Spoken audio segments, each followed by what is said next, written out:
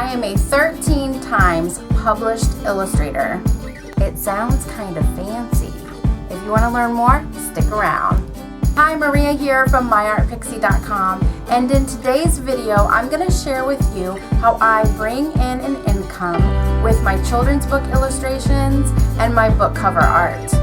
Becoming a children's book illustrator has been a long time dream come true. Prior to illustrating my first book, I would talk about how it was a goal of mine. It is a tough industry to get into. It's kind of like the new kid coming into the cafeteria and trying to sit at the cool kids table. Everyone wants to see your published work, but if you don't have published work, how are you going to show them published work? Everyone wants to see your published work, but how can you show published work when you haven't been published? Tricky, am I right?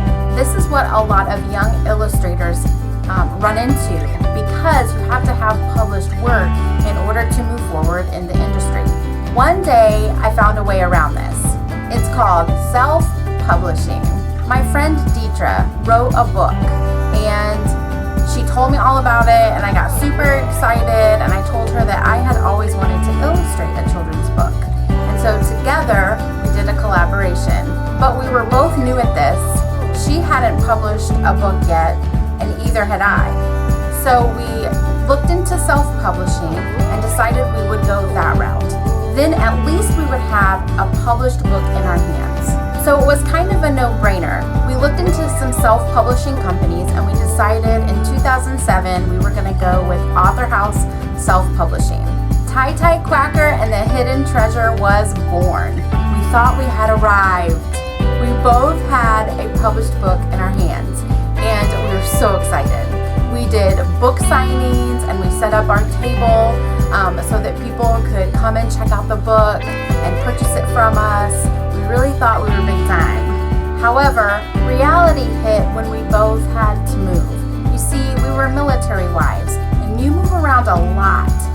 It was harder to put a book together when we were states away than when we were down the block from each other. But I will never forget that experience, because what it told me is that this was possible. I started a Facebook page in 2009 for my art and illustrations. It was through that Facebook page that a publishing company found me. They were located in Minnesota, and they hired me to illustrate a children's book. Shortly after that, someone else hired me to do a children's book, and then another. My dream had come true. I was a children's book illustrator. Even had several opportunities to do some book design work as well. That's when you take the author's story and the illustrator's pictures and you put them all together in InDesign. That experience led me to doing my own coloring books. Because I had had that experience in InDesign, I knew how to put the book together from the front to the back, the cover, the whole 9 yards. More recently, I have had the opportunity to do book cover art and my own published books. So altogether, I have worked on 13 published books, and I am so grateful. My future plans are to continue to publish my own books. This is honestly easier because I don't have to write a contract to myself. I know that I'm going to be paid fairly. As illustrators, it's tough because the authors usually get paid more, and then the publishers get paid even more than that.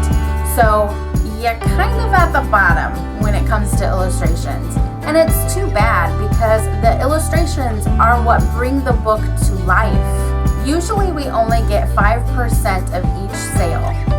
So it's really hard to build up an income with that.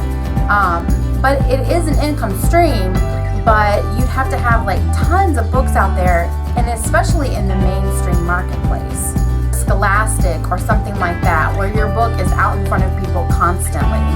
So grateful for every opportunity I have had and the income streams that have come in from being a children's book illustrator and cover book artist. I don't want that to sound like I'm ungrateful. What I'm just trying to say is that illustrators usually get paid less, so you have to do more in order to bring in a lot of income. And that's why I have several income streams, so that I can maintain my business as an artist and illustrator and still still do what I love. I do have a process that I go through as an illustrator. After agreements are made and contracts are signed, I start sketches on a storyboard. This helps me lay out the entire story from start to finish. That way when I go in to do the work, I know exactly what layouts I need to work on. I do take half of the payment up front and I collect the rest of the payment just before I send in the final revisions. So once the storyboard is solidified by the publisher and the author, then I move forward into the actual illustrations. And I have done them in watercolor, and I have also done digital illustrations as well. And I work on all of the interior pages, and usually one of the interior pages becomes the cover and even part of the back cover as well. So that kind of all ties together when you do the internal pages. And this process usually takes up to 2 years. Yes, you heard me right. 2 years. Now, that can be, plus or minus a few months and that kind of thing, but it does take a lot of time. Just sending the material back and forth and that kind of thing. And then if you have to do any revisions, then that takes time as well.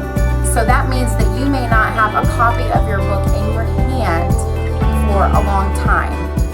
Try explaining that to your family. It's not easy. For cover art, it is a much easier process and a shorter turnaround. It's usually about 3 to 6 months. It's also a little bit different. I take the entire payment up front and then I work on it. I have a couple of revisions and then I send it off to their publisher or directly to the author who gives it to the publisher. It's usually either way. So much easier. So, confession time. I have always wanted to be a children's book illustrator, and I am so thankful for every opportunity that I have had. But I really feel like moving forward, I'm going to focus on my own work. I'm not saying that I would never work on another author's illustrations, but I just have some ideas that I would like to try out. And why not treat it as I was illustrating for somebody else? I mean, I have to think that in my head.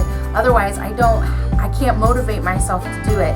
When it's for somebody else, then, I make deadlines for myself, I have a schedule, and I have, my months mapped out to what I need to get done and when. When it's for myself, I have a tendency to just let it drift away and think about it later. You know what I mean? I can't be the only artist that does this. When it comes to our personal portfolios and work, sometimes it's harder to make them a priority. So I have published my own books because I have my coloring books, and then I also have a artist book that I published as well. So you could say goal done, right? But I'd really like to tackle some stories that I have been working on for several years and try to get my own books out there and published. I've been thinking that maybe that's a process that I could share on YouTube. So if that's something that you think that would be interesting on this channel, please let me know, and I would love to show that process, especially the storyboard process and how you have to lay the whole book out from start to finish. I find that really interesting because then you have everything kind of mapped out for you and ready to go, and then you just have to work on the illustrations. You can always tweak things if they don't fit quite right with the text and that kind of thing, but usually when you're putting a design together and you're illustrating, you're being mindful of the words that are going to be on the page. So since I've done book design and I've done illustrations and I've done my own self-publishing, then I should be able to pull it all together, right? I should be able to. Yes. My answer is yes. I will do this. So it would be a fun process to share on this channel. Thanks for watching. And if you missed it last week, I did put a video out about my 4 coloring books that I have published and ready to go. So if you are interested in that, be sure to go back and watch it. And in the month of December, I'm going to be talking about sketchbooks and how to fill them. So if that sounds like an interesting topic to you, then go ahead and ring that bell and subscribe so that you can be notified whenever I do release a video. Until next time, bye!